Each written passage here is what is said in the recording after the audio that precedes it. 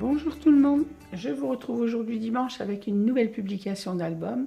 Alors cet album, je viens de le réaliser en tuto.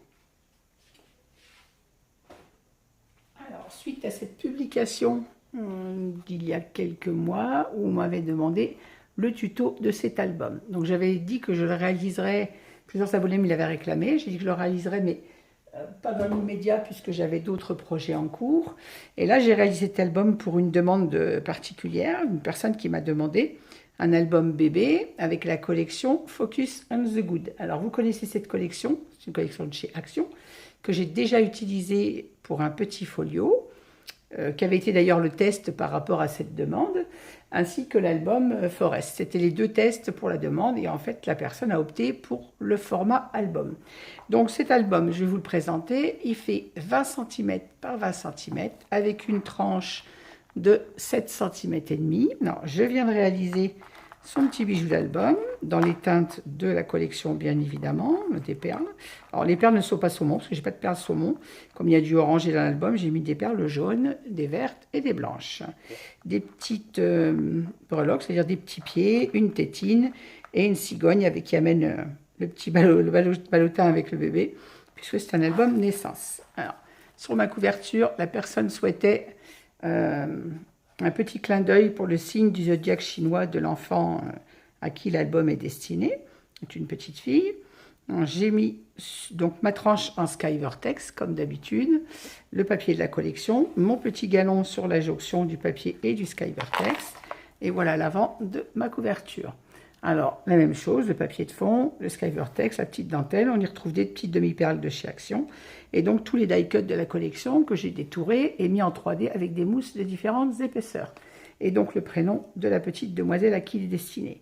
J'ai fermé cet album avec un ruban blanc. Alors, l'album a été fait en papier craft et en matage blanc pour les espaces photos, à la demande de la dame qui me l'a demandé.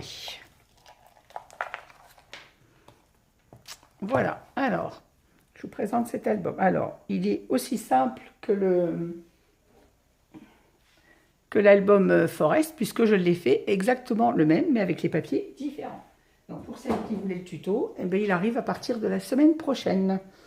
Voilà, donc, ma page de couverture, avec les mots love que j'avais mis dans mon folio Forest, non pas Forest, dans le folio avec cette collection, pardon, j'avais utilisé ce die et la dame voulait exactement le même. Donc voilà, j'ai réinstallé ce die là avec les petits die cuts de la collection que j'ai découpés et mis en 3D avec des mousses de différentes épaisseurs. On trouve dans cette pochette des cartes photos au format 11-16, donc pour coller des photos 10-15. Alors j'ai comptabilisé au minimum dans cet album. La dame à la base voulait une trentaine de photos et m'a dit par la suite que vu comment elle voyait comment étaient les albums, qu'un peu plus la gênait pas, qu'elle ne bloquait pas. Donc du coup là on est à une cinquantaine de photos. En en comptant que 2 par carte. Hein. Je n'ai pas compté en coller sur les façades. Si après les parents peuvent en mettre une dessus, ils peuvent bien évidemment. Moi je n'ai compté que les intérieurs de cartes. Donc vous voyez, quand je dis une cinquantaine de photos, j'en étais à 56 tout à l'heure, en n'ayant compté que les intérieurs de cartes et les rabats photos, bien évidemment. Mais je n'ai pas compté les extérieurs ni les dos des cartes. Là, on a une petite carte de la collection que j'ai mise en mousse 3D. Ce rabat s'ouvre comme ceci. Donc là, on a un espace photo. Pareil, je n'ai pas comptabilisé de photos là, au cas où, s'ils ne veulent pas qu'on la voie de l'extérieur. Ils pourront toujours en mettre une s'ils le souhaitent. Un espace photo. Là, une carte, également un espace photo. Vous voyez, mes espaces sont faits pour des cartes photos 10-15. Vous voyez qu'une photo 10-15 tient également ici.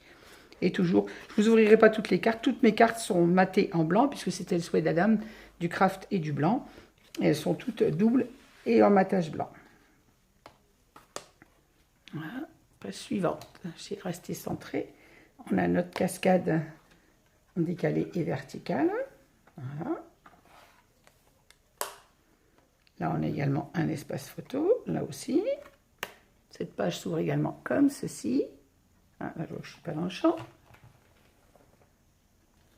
Donc, un espace photo sur le haut, bien évidemment. Et là, toujours une carte double. Également, un espace photo devant mes pochettes sont conçues pour pouvoir justement mettre une photo supplémentaire juste derrière les cartes.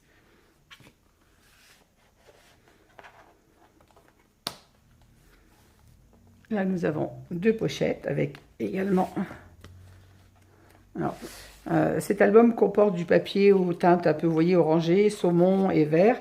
Et la dame voulait absolument que ce soit des couleurs neutres pour cet enfant. Donc, du coup, on est resté dans elle voulait des teintes neutres et automnales. Donc, je suis restée, j'ai mis un peu de vert pour trancher quand même, pour ne pas le faire tout orange. Mais il y en a peu, je suis restée sur la couleur orange et saumon avec un peu de vert pour trancher. Là, donc, on a pareil une carte de la collection qui est mise en 3D. On a notre rabat comme ceci. Je prends le champ. Le rabat du bas avec un espace photo, 2 espaces photo. De nouveau des photos. Page suivante, on a 2 rabats comme ceci. Alors pareil, je n'ai pas compté d'espace photo ici. Ils pourront, pour ne pas cacher le papier, ils peuvent toujours rajouter les photos. Et ici également, il va une photo. Alors je n'ai pas mis de matage blanc, comme ça ils peuvent mettre la photo soit horizontale, soit verticale. Ils la posent directement sur le papier, comme ils le souhaitent. Alors là, j'ai mis mon tampon à l'envers. Je suis désolée, mais bon, une fois que la photo sera dessus, il ne se verra pas, mais j'ai positionné mon tampon à l'envers. Je m'en excuse auparavant. Voilà, donc là, on a un rabat photo vers le haut. Il y a un espace photo ici. Notre pochette s'ouvre comme ceci. On a également un espace photo, un rabat pour 2 espaces photo et toujours à l'intérieur, une carte double et un espace photo devant la pochette.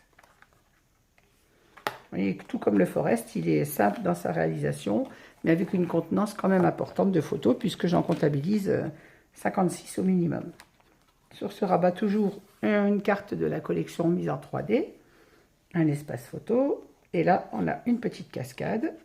1, 2, 3, 4. Donc, ça, on a un collage ici de 10 photos. 1, 2, 3, 4, 5, 6, 7, 8, 9 photos, pardon. Et 10 avec ce rabat.